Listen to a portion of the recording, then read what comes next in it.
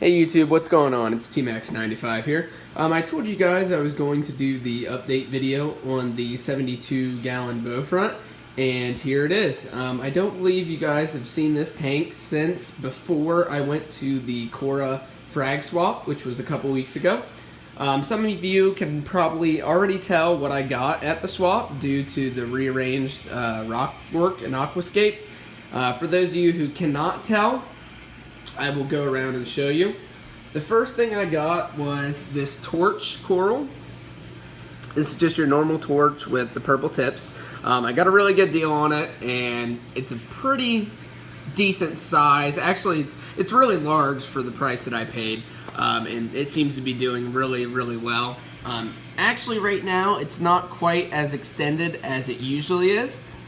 Usually, it's probably a good inch longer than what it is right now, and it looks really cool, and so it's a nice piece. I also, you have to excuse the algae on the glass over here, but I won this anemone at the swap. I know right now it doesn't look like it's doing that hot, but it actually has been doing really, really well. And it's just a normal bubble tip. It's like a kind of like a brownish color, but it's not the prettiest thing in the world, but for free I'll take it. I won it in a raffle, and I actually didn't pay to get into the raffle. You just pay to enter the swap. This year they did something different. You just pay to enter the swap and you get a raffle ticket, and they raffled stuff off every 15 minutes. And I happened to win that anemone, so that's kind of cool. And then the second thing I bought was these mushrooms here. Now there's probably about 7 of them on here. You just can't really tell, but they were kind of neat. I had the guy, I bought a package deal off of him, so he took a little bit off of this, and I'm a big fan of mushrooms, so it was kind of something I had to have, and so I went ahead and got it. Another thing I got was this meteor shower. I forget the actual name of the coral, but it is a meteor shower, SPS coral. A lot of you, if you know the name of it, go ahead and drop it in the comment section below. But it seems to be doing rather well, and it was fairly cheap also, so I figured what the heck. For those of you who did not see this the first time, this is just some frog spawn. I bought it bleached like this, and the polyps are extended. It's hard to tell, but I don't know if it'll color back up or not, but it was fairly cheap when I bought it. I only paid 10 bucks for it, and so I figured, what the heck, I'll try to save it rather than somebody throw it out. And that was not at the frag swap. That was just something I purchased at a local fish store. The third item I purchased at the frag swap, as some of you probably definitely could tell, is this Monty cap.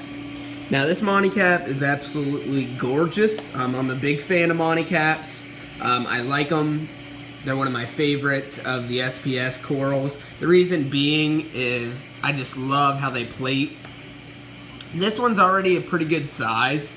I would say it's probably 5 inches, 6 inches in diameter, so it is a pretty nice piece already. And I just went ahead, when I got it, it didn't have any rock or anything attached to it. I glued it to that rock here and then used some JB water weld, which, if some of you don't know, that is reef safe. It's for potable water, so it is reef safe. And you can pick that up at like Walmart for like $5, I think, $5.50. And I just used that to support that rock, because the rock really didn't want to sit there on its own because it's at an angle. It's tilted at an incline, so I stuck the epoxy there to kind of support the base of the rock so it wouldn't slide off the other rock, and I just worked that into the rock work.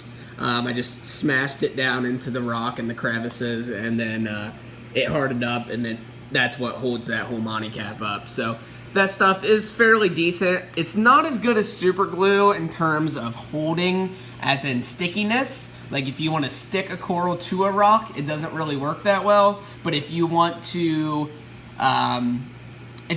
like hold something up, it works pretty good. It's just not really a big adhesive in terms of like instant stickiness, but once it actually sets up and cures, it is very hard and it will prevent stuff from sliding out. Like for example, I also, this is all the epoxy you see in my tank is water weld.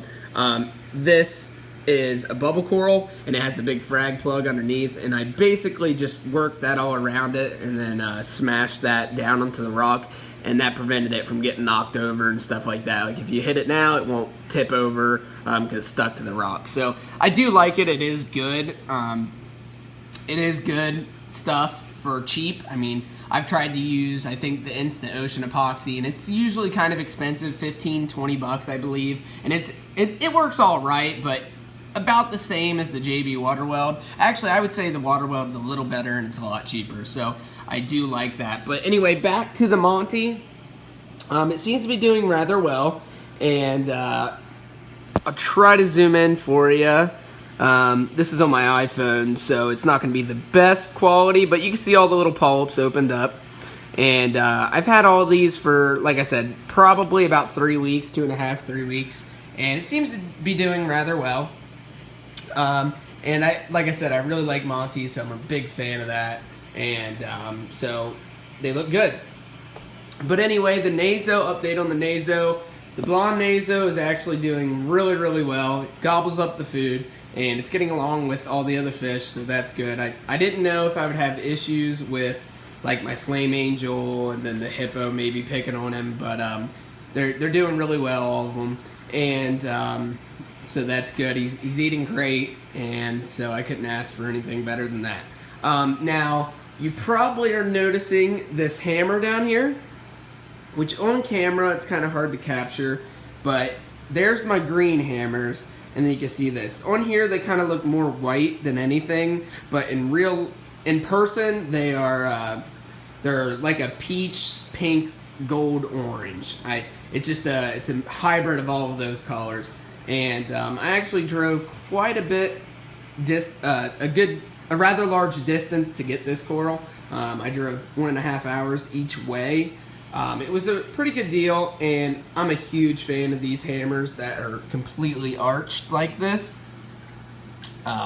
Usually the hammers I see like in people's tanks, like mine, they're hammers, but they're not super arched. I mean, if you look at them, they're hammers. You can definitely tell they're not frog spawns, but they're not arched like a rainbow. These are arched like a rainbow, and I absolutely love that. And then the orange / gold pink on top of it is just, it's absolutely beautiful. I'm trying to find a better spot in my tank to put them.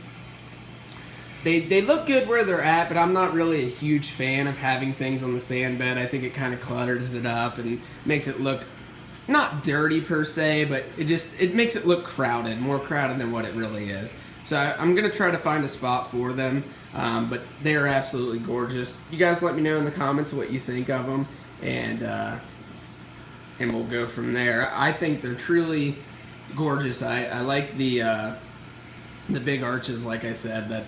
That's what really draws me to hammer corals.